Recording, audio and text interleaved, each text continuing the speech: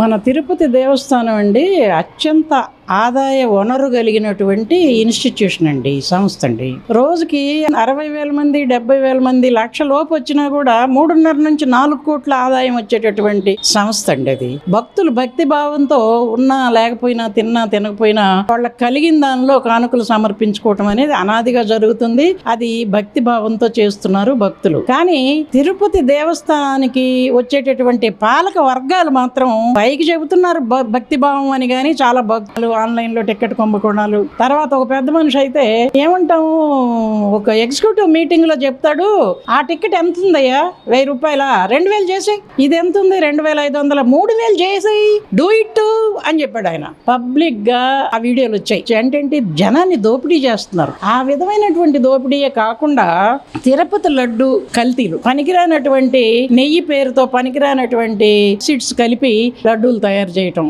పదార్థాలు కలిపి లడ్డూలు తయారు చేయటం, అది పెద్ద కుంభకోణం అయిపోయింది. అది కాకుండా ఇప్పుడు రీసెంట్ గా గోవిందరాజుల ఆలయంలో పైన పూత పోయటానికని కొంత బంగారాన్ని కేటాయిస్తే దాదాపు ఆ బంగారంలో ఒక 50% బంగారాన్ని అక్కడ ఉన్నటువంటి ఏమంటాం వాళ్ళని ఎంప్లాయీస్ కూడా తోడవుతారు. ఎంప్లాయీస్ కుమ్మక్కు అవ్వకుండా ఇంత పెద్ద మొత్తంలో కుంభకోణాలు జరగటానికి అవకాశం లేదు. అది జరిగింది. మరి ఆ మధ్య అంతా డాలర్లు దొంగతనం చేశారు. ఎంతండి ఈ దొంగతనం కేసులు, ఇలాంటి పెద్ద మొత్తంలో అందులో ఇన్స్టిట్యూషన్ లో చేసినటువంటి దానికి రాజీలు ఉండవు. రాజీలు సృష్టించారు, ఇక్కడ ఎవిడెన్స్ లేదు. వీళ్ళు చేసేది ముఠా అరాచకాలు, ఎక్కడ ఎవిడెన్స్లు ఉండవండి. ఏం చేసినా కూడా ఎవిడెన్స్ లేకుండా చేస్తారు.